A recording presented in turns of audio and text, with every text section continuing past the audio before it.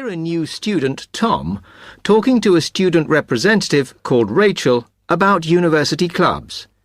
You now have 30 seconds to read questions 1 to 4.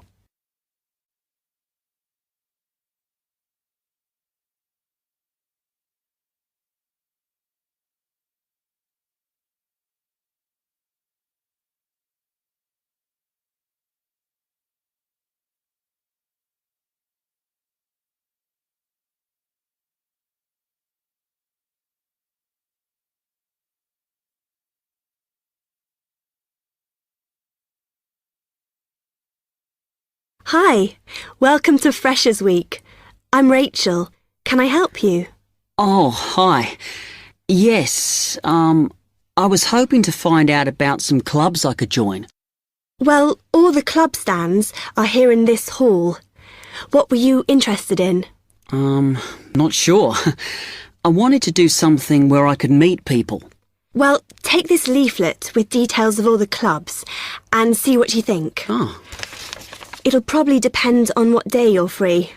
Like on Mondays, there's the film club. Then on Tuesdays, you've got the climbing club. That's really good. I'm in that. Then on Wednesdays, you've got chess, if you want something a bit more intellectual. But you should look through carefully because all the clubs run extra activities as well as their normal meetings. Oh, yes, I see. So it looks like the film club has discussions after the films. I'd quite like to go to those. Then climbing. Goodness. It says here that the university has its own climbing wall. That's impressive. And they go on weekend trips. Cool. And it says the chess club normally just does games with whoever turns up, but it also runs competitions sometimes. But I bet you've got to be pretty good to do that. Yes, I think so. And how many people are in the clubs? Are they all really full? Well, obviously they're all different. So, for example, the film club has just increased its membership from 85 to 125. But I think they're hoping to extend it to 150. The climbing club's quite small, 40 people. And the chess club is fairly healthy at 55. Right. OK. So who do I see if I want to join these clubs? Well, if you go round the stands and speak to the people there. For the film club, that's the events organiser. For climbing, you'll need the club secretary. And the chess club is organised by one of the maths tutors. OK? Yep. I think I'll start with the climbing club. It sounds good. Oh, well, as I said, I'm in that, so I might be able to help you a bit. You now have 30 seconds to read questions 5 to 10.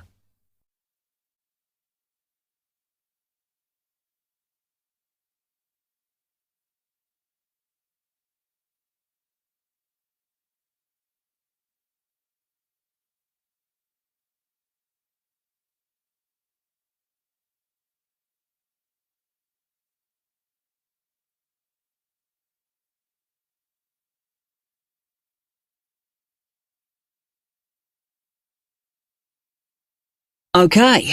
It says in the leaflet that they get together twice a month. Is that right? Yes. Oh, you must join. It's really good fun. We go away quite a bit to North Wales. And every year we have a special excursion, usually to France, which is where we're going this year in the spring. The weather's too unpredictable in the autumn. Wow, that sounds good.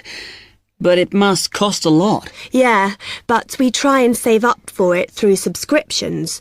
So rather than having a huge sum to pay in the month we go, we collect those weekly, so it spreads it out. Good idea. I think I'll definitely join. There are quite good benefits you get from joining. I mean, you need that, don't you? And the university clubs normally try and do deals with local businesses, so it's really worth joining. Like in the climbing club, they've got a special arrangement with one of the shops in town. So if you show your card, you can get money off equipment. Don't think the discount extends to clothes, though. That's really worth it then. I'll go over and talk to them now. OK, hope you do join. Oh, and another thing I meant to say. If you do become a member, you automatically receive a magazine once a year. It's quite useful and interesting because it goes out to all the national climbing clubs. And the other thing is, if you come to every session, then you can get a complimentary ticket to the big exhibition that's held in Cardiff every year. So, hope to see you. Yeah, well, thanks a lot for your help.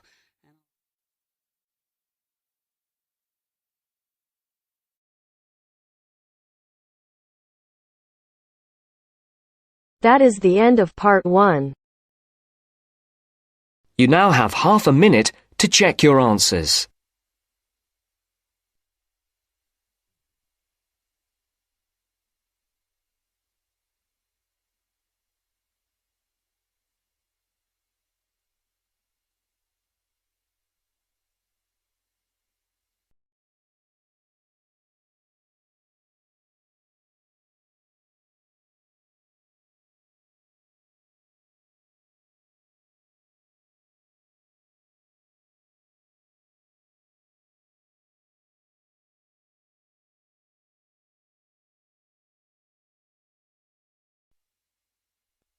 Now turns to part 2. Part 2. You will hear the overseas student officer talking to some new students about the arrangements for an excursion to Ironbridge. First, you have some time to look at questions 11 to 15.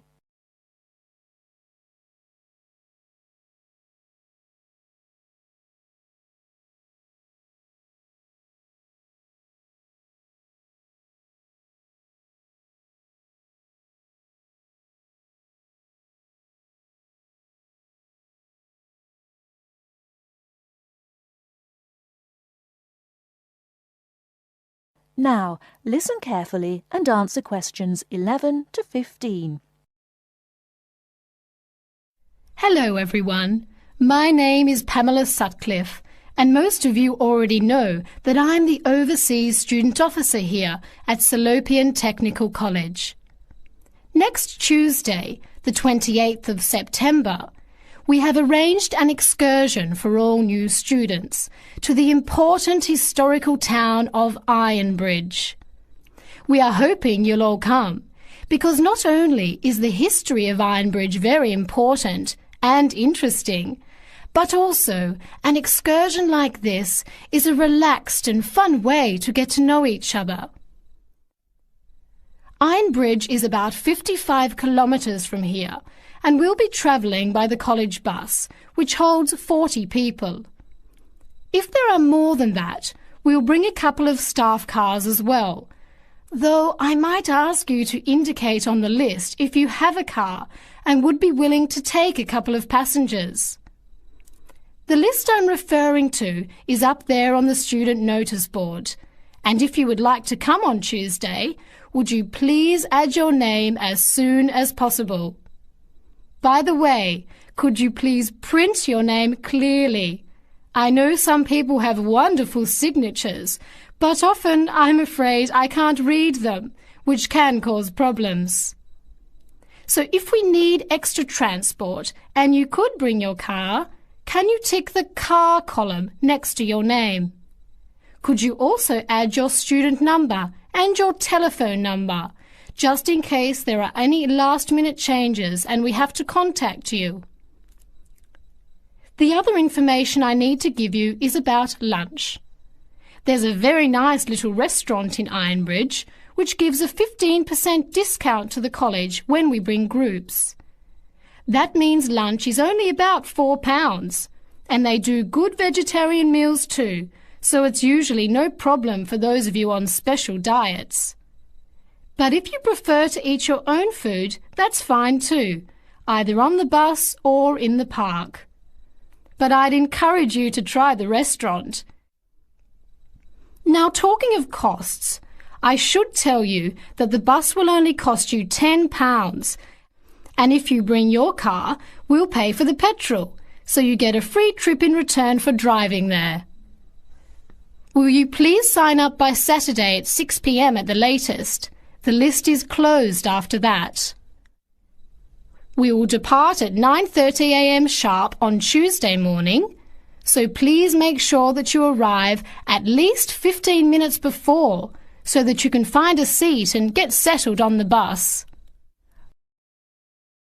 Before you hear the rest of the talk, you have some time to look at questions 16 to 20.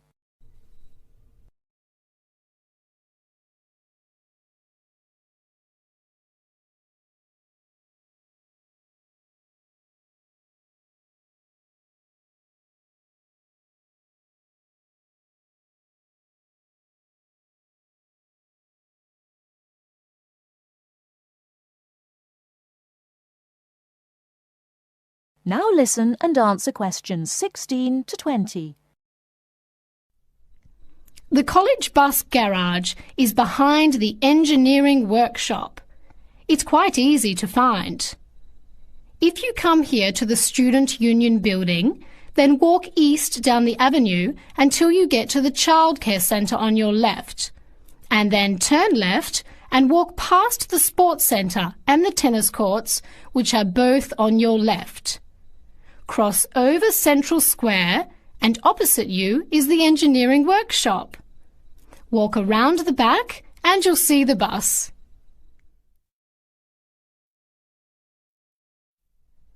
Please wear comfortable shoes, as we'll be walking around Ironbridge and be on our feet for most of the day.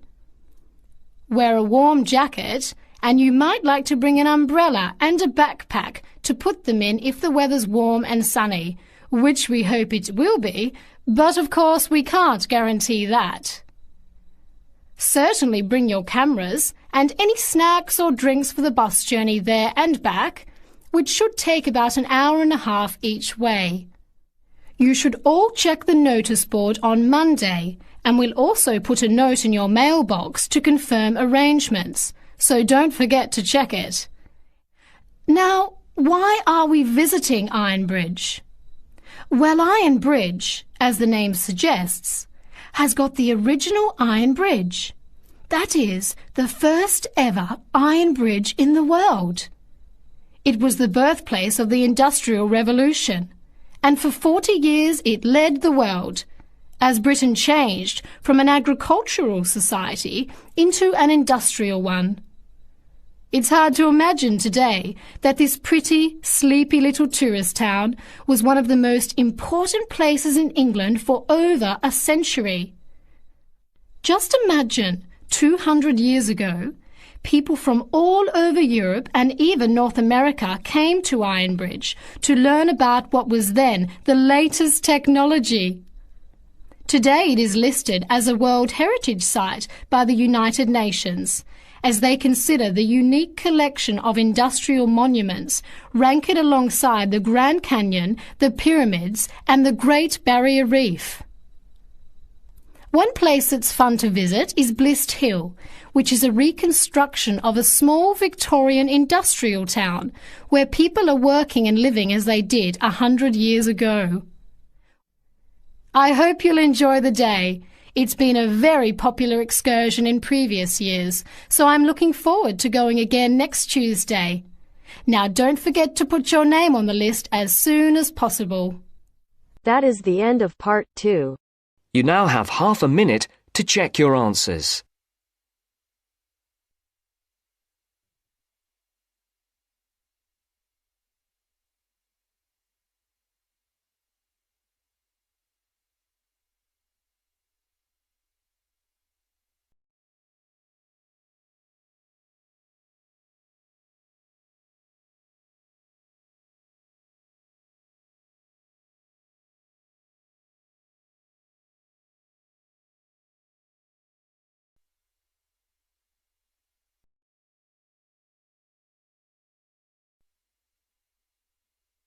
Now turns to part 3.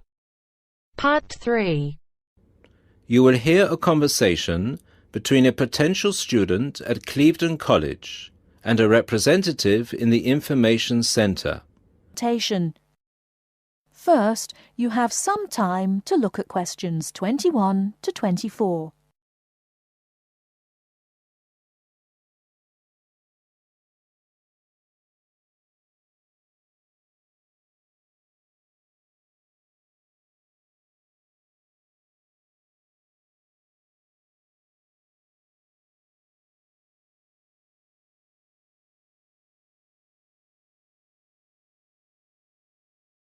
Now, listen carefully and answer questions 21 to 24.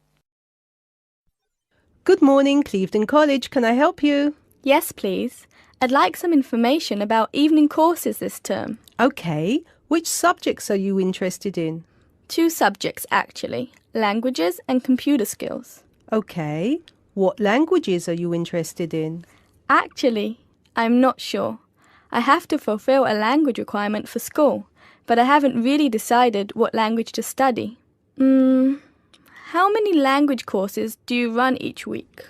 We have 2 every night, from Monday to Friday.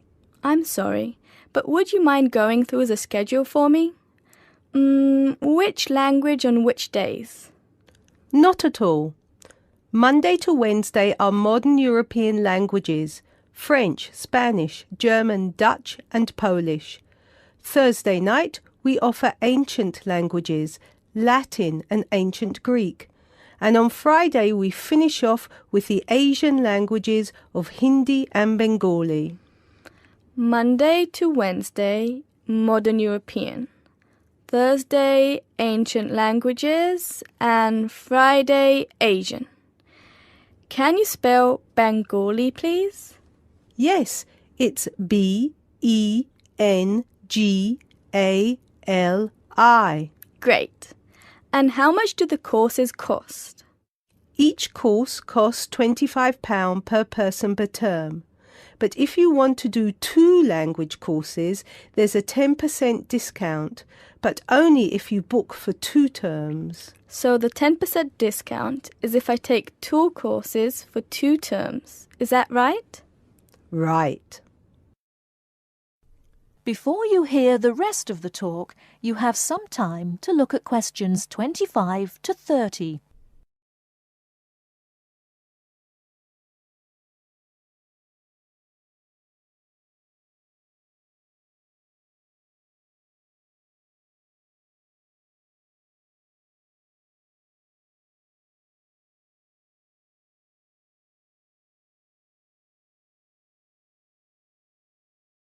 Now listen and answer questions 25 to 30. Would it be possible for me to book my classes right now? No, sorry, the computer's down. What I suggest you do is call extension 9694. Oh, no, sorry, 6994 after 6 p.m. and ask for Mrs. Johnson. I'm sorry, I didn't get that. Did you say 6994 after 6 p.m? Yes, 6994. Please ask for Mrs. Johnson. Thanks. OK. Can we now look at the computer skill courses? Yes, of course. Computer classes always start in the first week of the month. And the way it works is we offer 1 computer class for the entire month. So you might spend 1 month on databases, another month on Excel, and so on. Classes meet once a week on Tuesday afternoons. The next class starts February 1st. OK, so for the upcoming month, February? February is going to be databases. There are 24 places still free on that course, and it costs £40 per person. February, databases, 24 openings, £40. OK. Excel starts in March, and that's nearly full. Only 4 slots left. It's £45. OK, Excel, March, only 4 slots left. Got it. April is Outlook. That is never as popular since it costs so much more, but you get a free CD. It is £60 for the month, and there are 19 places left. OK, April, Outlook, £60. Is that it? No. On the 3rd of June, we start a Word course.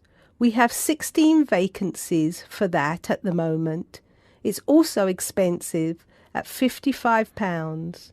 3rd of June, Word, 16 vacancies, £55. Now, do I call the same number to book a place in one of these classes?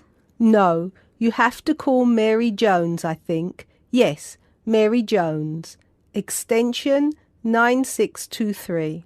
Sorry, could you repeat that number? Yes, extension 9623. Please call her before 6 p.m. Okay, many thanks for all your help.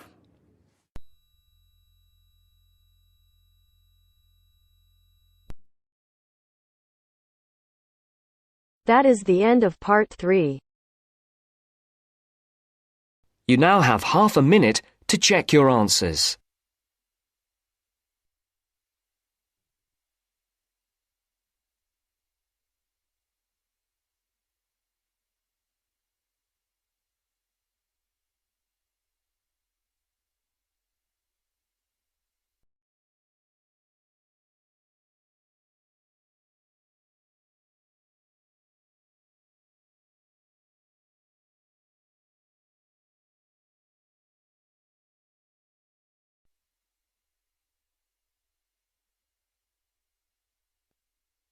Now turns to part 4.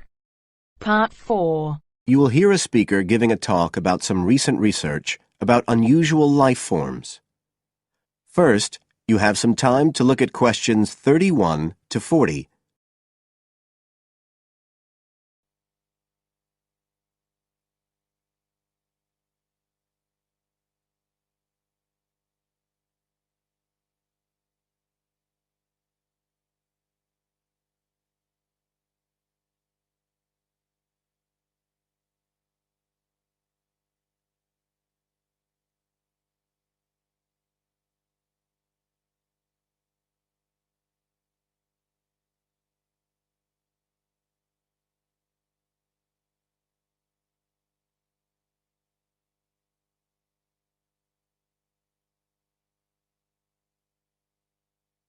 Now listen carefully and answer questions 31 to 40. Hello, everybody, and welcome to the 6th of our ecology evening classes. Nice to see you all again. As you know from the programme, today I want to talk to you about some research that is pushing back the frontiers of the whole field of ecology. And this research is being carried out in the remoter regions of our planet, places where the environment is harsh and, until recently, it was thought that the conditions couldn't sustain life of any kind. But life forms are being found, and these have been grouped into what is now known as extremophiles. That is, organisms that can survive in the most extreme environments. And these discoveries may be setting a huge challenge for the scientists of the future, as you'll see in a minute. Now, the particular research I want to tell you about was carried out in Antarctica, one of the coldest and driest places on Earth. But a multinational team of researchers from the US, Canada, and New Zealand recently discovered colonies of microbes in the soil there where no one thought it was possible. Interestingly enough, some of the colonies were identified as a type of fungus called Bouveria bassiana, a fungus that lives on insects. But where are the insects in these utterly empty regions of Antarctica? The researchers concluded that this was clear evidence that these colonies were certainly not new arrivals. They might have been there for centuries, or even millennia. Possibly even since the last ice age. Can you imagine their excitement? Now, some types of microbes had previously been found living just a few millimetres under the surface of rocks, porous Antarctic rocks. But this was the first time that living colonies had been found surviving, relatively deeply in the soil itself, several centimetres down, in fact.